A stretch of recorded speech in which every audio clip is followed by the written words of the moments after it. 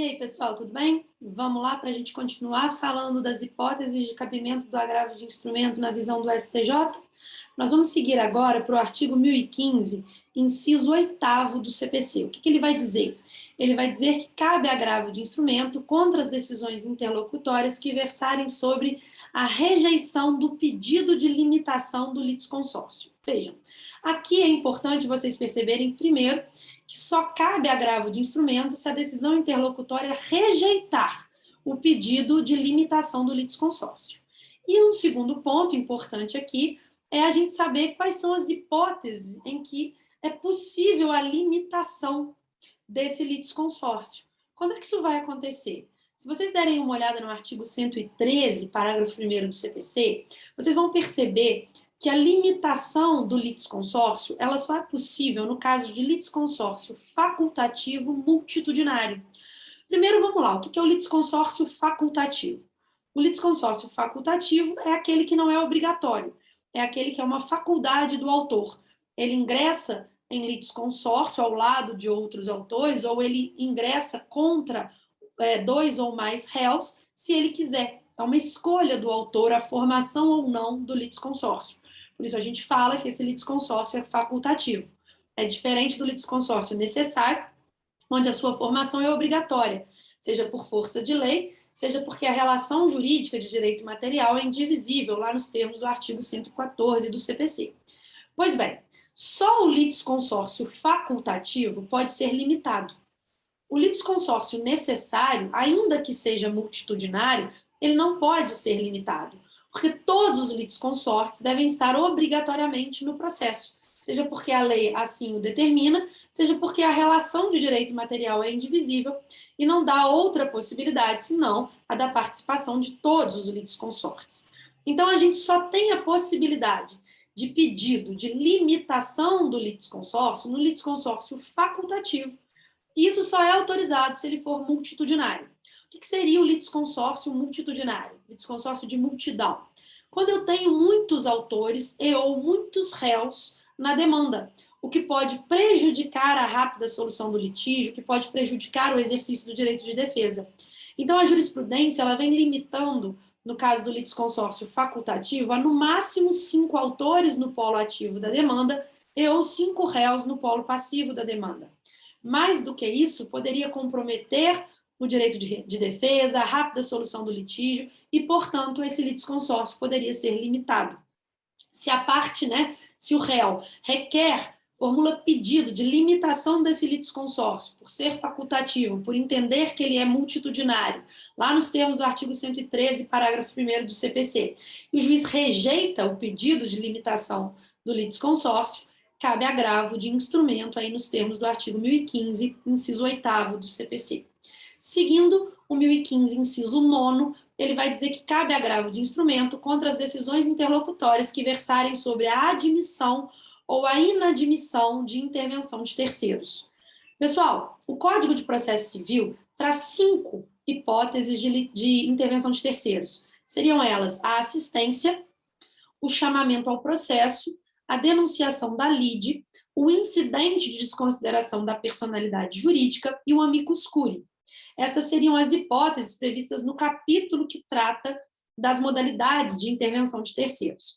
Vejam que tanto faz que a decisão tenha admitido a intervenção do terceiro ou que tenha inadmitido a intervenção do terceiro, de toda forma, em se tratando de uma decisão interlocutória, o recurso será o agravo de instrumento.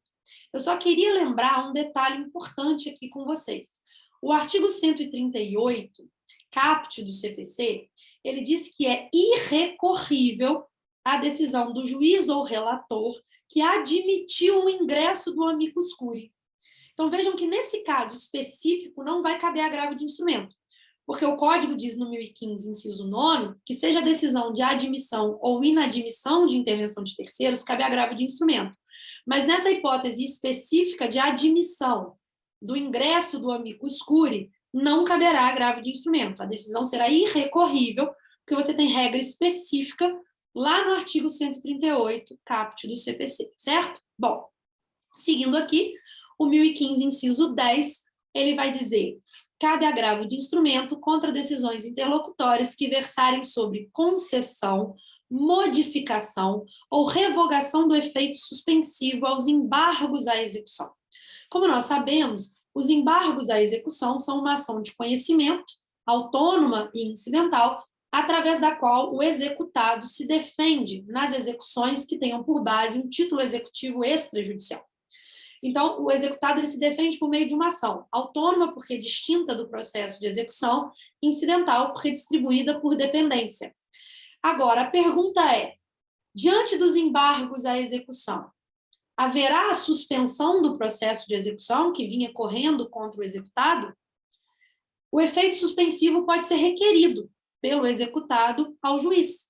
E se esse efeito suspensivo for concedido, for modificado ou revogado no curso desses embargos à execução, eu estaria ali diante de uma decisão interlocutória, sujeita a recurso de agravo de instrumento. A questão que chegou à apreciação do STJ foi a seguinte: e se a decisão interlocutória indeferiu o pedido de concessão de efeito suspensivo aos embargos à execução? Também caberia agravo de instrumento, porque o verbo indeferir não está previsto no inciso 10 do artigo 1015. Se vocês observarem, o 1015, inciso 10, ele fala em conceder o efeito suspensivo, em modificá-lo ou revogá-lo, mas nada fala sobre a decisão que indefere o efeito suspensivo aos embargos à execução. O STJ, chamado a decidir sobre esta questão, já disse: no caso de indeferimento do efeito suspensivo aos embargos à execução, também cabe agravo de instrumento. E eu nem precisaria, disse o STJ, do 1015, inciso 10. Por quê? Porque, como nós sabemos, a concessão do efeito suspensivo é hipótese de tutela de urgência. Isso está previsto lá no artigo 919, parágrafo 1º do CPC, né? Que o efeito suspensivo, a sua concessão, é um requerimento de tutela de urgência. E se a concessão do efeito suspensivo passa pela análise de um pedido de tutela de urgência, eu estaria lá na hipótese do artigo 1015, inciso 1º do CPC. Então, se a decisão indeferiu o pedido de efeito suspensivo, eu estou diante de uma decisão que indeferiu uma tutela de urgência. E, como tal, mesmo não tendo previsão no inciso 10 do artigo 1015, tem previsão no 1015, inciso 1º do CPC, justificando logo a interposição do recurso de agravo de instrumento, tá certo? Decisão já proferida aí pelo STJ. Seguindo, o 1015, inciso 11, ele vai falar: cabe agravo de instrumento contra decisões interlocutórias que versarem sobre a redistribuição do ônus da prova, nos termos do artigo 373, parágrafo 1º do CPC. Vejam, gente, quando é que nós vamos ter a redistribuição do ônus da prova no processo civil? O artigo 373, ele traz que a regra sobre a distribuição do ônus da prova é a seguinte: ao autor cabe a prova dos fatos constitutivos do seu direito. Ao réu cabe provar os fatos impeditivos, modificativos ou extintivos do direito do autor. Essa é a regra. Mas o ônus da prova poderá ser redistribuído se o juiz verificar que é impossível ou extremamente difícil a produção da prova para aquela parte a quem incumbiria o ônus de provar aquele fato, mas que é possível para outra parte a prova deste mesmo fato. Nós estamos diante da chamada prova unilateralmente diabólica. O que seria uma prova diabólica? A prova diabólica é aquela que é impossível ou extremamente difícil de ser produzida. Se a prova for unilateralmente diabólica, é porque é impossível ou extremamente difícil de ser produzida para uma das partes, mas pode ser produzida pela outra. Pensa, por exemplo, na prova de fato negativo. Imagina que o autor ingressa em juízo com uma ação de cobrança dizendo que emprestou determinada quantia ao réu que não o pagou na data combinada. Como é que o autor prova o fato constitutivo do seu direito? Como é que o autor prova que o réu não o pagou? Isso é fato negativo, o autor não tem como provar. Mas o réu, em contrapartida, tem como provar que pagou o autor. Porque se ele pagou, ele tem recibo. Porque se ele não tem prova escrita desse pagamento, ele pagou mal e pode ser condenado a pagar novamente. Então, é um caso clássico em que o juiz vai redistribuir o ônus da prova e vai dizer: olha, o autor não tem como se desincumbir do ônus de provar este fato, mas o réu tem. Então, eu vou redistribuir os ônus da prova nos termos do artigo 373, parágrafo 1º do CPC. Lembrem-se que se a prova for bilateralmente diabólica, ou seja, se for impossível ou extremamente difícil para ambas as partes a produção da prova, nesse caso o juiz não poderá redistribuir o ônus, tá certo? E aí o que vai acontecer nesse caso? O ônus da prova passa a ser regra de julgamento. O juiz vai julgar contra a parte que teria o ônus, em regra, de produzir aquela prova, mas não foi capaz de fazê-lo, por ser impossível ou extremamente difícil a produção daquela prova. Agora, a decisão do juiz sobre a redistribuição ou não do ônus da prova, ela está incluída dentro de uma decisão maior, prevista lá no artigo 357 do CPC, que a gente chama de decisão de saneamento e organização do processo. Nessa decisão de saneamento, se vocês olharem o artigo 357 do CPC, vocês vão ver que o juiz vai deliberar sobre vícios processuais, porventura existentes, vai definir os pontos de fato controvertidos e as provas a serem produzidas, vai redistribuir o ônus da prova, se for o caso, nos termos do artigo 373, parágrafo 1º do CPC, ele vai determinar as questões de direito relevantes para o julgamento da demanda, vai designar a IJ, né, audiência de instrução e julgamento, se necessário. Então, vários são os pontos previstos lá no artigo 357 do CPC e que serão trabalhados pelo juiz nessa decisão de saneamento e organização do processo. Cuidado, porque apenas o capítulo de sentença, ou seja, o capítulo dessa decisão de saneamento, que trata sobre a redistribuição do ônus da prova, é que estará sujeita ao recurso de agravo de instrumento nos termos do artigo 1015, inciso 11 do Código de Processo Civil. Então, não são todos os capítulos desta decisão, todos os pontos apreciados pelo juiz nessa decisão de saneamento, lá do artigo 357, que estarão sujeitas a agravo de instrumento, mas apenas a decisão sobre a redistribuição ou não do ônus da prova, nos termos do inciso 11 do artigo 1015 do CPC, certo? Bom, seguindo aqui, o inciso 12 do artigo 1015, ele foi vetado, certo? E o inciso 13 do artigo 1015, ele traz uma cláusula de abertura. Ele diz que vai caber agravo de instrumento contra outras decisões interlocutórias em hipóteses expressamente previstas em lei. E aqui seria interessante a gente mencionar duas hipóteses que não estão previstas no rol do artigo 1015, mas que são de agravo de instrumento por expressa previsão legal. A primeira delas está lá no artigo 354, parágrafo único do CPC, que é uma hipótese que costuma ser esquecida, né, pelas pessoas, mas é muito importante vocês observarem ela. O 354, parágrafo único do CPC, ele diz que vai caber agravo de instrumento contra decisões interlocutórias que apliquem o artigo 485 do CPC. Ou seja, não apenas as decisões interlocutórias de mérito, que são aquelas que aplicam as hipóteses do artigo 487 do CPC, mas também as decisões interlocutórias terminativas, aquelas em que o mérito não é resolvido, né, que não apreciam o mérito.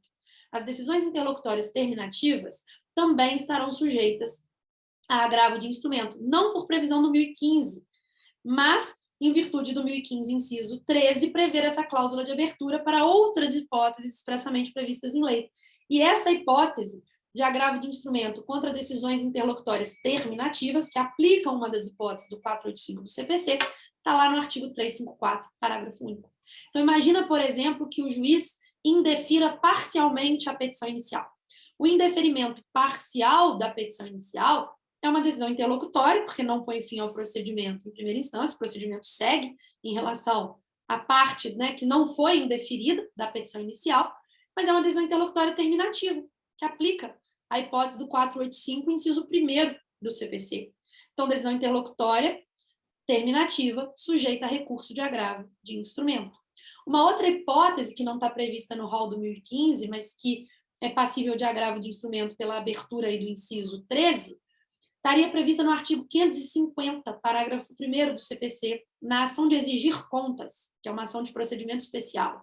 No procedimento especial da ação de exigir contas, se o juiz julgar improcedente o pedido do autor, ou seja, entender que o autor não tem o direito de exigir que as contas sejam prestadas, nesse caso de improcedência do pedido na ação de exigir contas, nós estaremos diante de uma sentença, certo? Sujeita a recurso de apelação nos termos do artigo 1009 do CPC. Porém, se o juiz ele condena o réu a prestar contas, então ele julga procedente o pedido do autor, reconhecendo o direito do autor de exigir que as contas sejam prestadas, eu estou diante de uma decisão parcial de mérito, sujeita a recurso de agravo de instrumento, já deliberou o STJ nesse sentido. E por que o STJ disse que, nesse caso do 550, parágrafo 1º do CPC, é decisão parcial de mérito, sujeita a agravo de instrumento? Porque, vejam, se o juiz reconheceu o direito do autor a exigir que as contas sejam prestadas, se ele condenou o réu a prestar contas, nós vamos começar um segundo momento, uma segunda fase dentro desse procedimento, na qual o réu deverá prestar as contas ao autor. Por isso, eu estou diante de decisão interlocutória, decisão parcial de mérito, sujeita a recurso de agravo de instrumento, de acordo com o entendimento do STJ. Por fim, aí, para a gente terminar as hipóteses de cabimento do agravo de instrumento, vocês vão perceber o parágrafo único do 1015. Gente, todos os incisos que a gente estudou até aqui, né, 1015 incisos 1º ao 13, trata de hipóteses de cabimento do agravo de instrumento dentro do processo de conhecimento, decisões interlocutórias proferidas no curso do processo de conhecimento. Aí vem o parágrafo único do 1015 do CPC e diz: também caberá agravo de instrumento contra decisões interlocutórias proferidas na fase de liquidação de sentença, na fase de cumprimento de sentença, no processo de execução ou inventário. Então, nestes casos, qualquer que seja o conteúdo da decisão interlocutória, se ela tiver sido proferida na liquidação de sentença, no cumprimento de sentença, no processo de execução ou processo de inventário, o recurso será o agravo de instrumento, ok? E aí, o tema 1022 do STJ, o STJ trouxe uma decisão importante no julgamento desse tema 1022. Qual decisão? Todas as decisões interlocutórias proferidas no curso do processo falimentar ou de recuperação judicial também estarão sujeitas a recurso de agravo de instrumento, por força do artigo 1015, parágrafo único do CPC. Então, interpretando o 1015, parágrafo único do CPC, né, nesse tema 1022, o STJ ele deliberou que também cabe agravo de instrumento, qualquer que seja o conteúdo dessas decisões interlocutórias, qualquer que seja a decisão interlocutória, se ela for proferida no curso do processo de recuperação judicial ou processo de falência. Ok, pessoal? Bom, eu espero que vocês tenham gostado dessa nossa conversa sobre o agravo de instrumento, as suas hipóteses de cabimento aí e a visão do STJ sobre o assunto. É um tema, como eu disse no começo da palestra, extremamente relevante, importante para a advocacia e que merece, né, a nossa atenção mais detida. Pessoal, bons estudos para todos, um forte abraço e até uma próxima oportunidade.